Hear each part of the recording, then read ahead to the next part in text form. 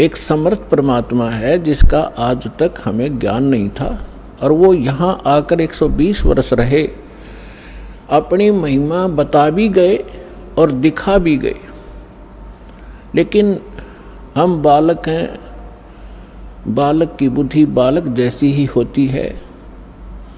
वो 1000 रुपये के नोट को पकड़कर पाड़ देता है, खेलता खेलता उसको फाड़ देता है, उसको कूड़े में डाल देता है, अग्नि में डाल देता है, क्योंकि उसको उसकी कीमत का पता नहीं।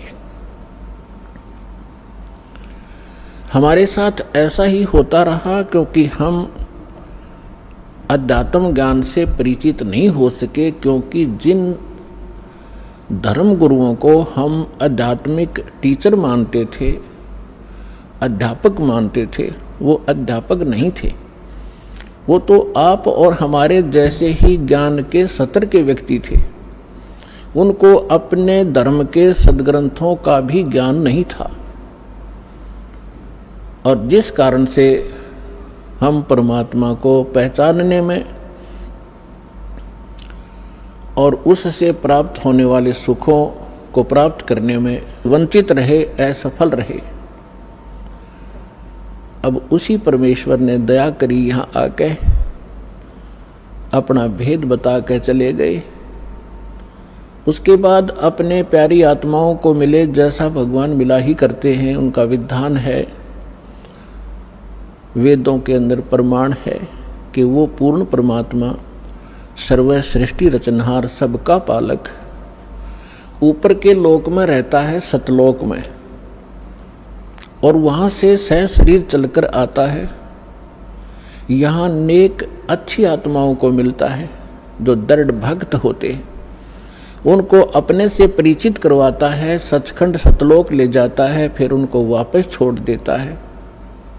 परमात्मा से परिचित वो महान आत्माएं, संत, उस परमेश्वर के यथार्थ ज्ञान का प्रचार किया करते हैं, लेकिन उनकी संख्या कम होती है, और वो ज्ञान सत्य होता है। पूरा विश्व असत्य ज्ञान से परिपूर्ण होता है, ओतप्रोत होता है, जिस कारण से हम भगवान को भी ठुकरा दिया हमने, और उन महापुरुषों के अमृतवाणी को भी स्वीकार नहीं किया जिन्होंने परमात्मा को देखा और पाया था। उनमें से कौन कौन है? आदरणीय धर्मदास साहिब जी, आदरणीय मलकदास साहिब जी, आदरणीय नानक साहिब जी, आदरणीय दादू साहिब जी, आदरणीय गरीबदास साहिब जी, गांव छुड़ानी, जिला झज्जर, हरियाणा वाले, आदरणीय गीसा दास साहिब जी, गांव खेखड़ा, जिला बागपुर, पहले मेरठ था अब बागपुर हो गया, उत्तर प्रदेश में, और आदरणीय स्वामी रामानंद जी, काशी वाले ने।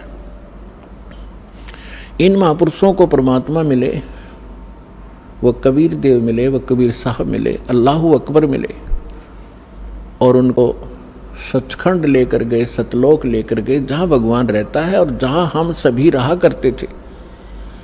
हम अपनी गलती से यहाँ गलत स्थान पर आके गिर गए, और जब तक हम उस स्थान पर नहीं जा लेंगे तब तक ये जीव सुखी नहीं हो सकता।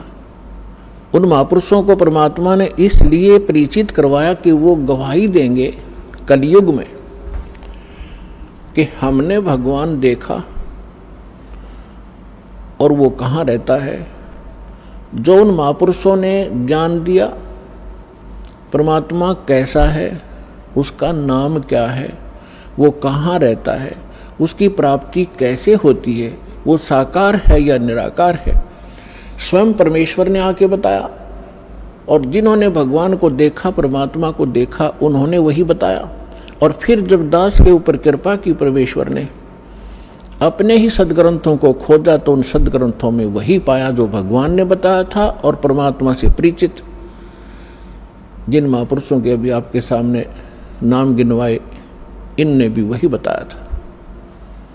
और जो साधना हमारे सदग्रंथों में लिखी है, सबसे पहला प्रश्न यही आता है मन में कि भगवान किसने देखा है।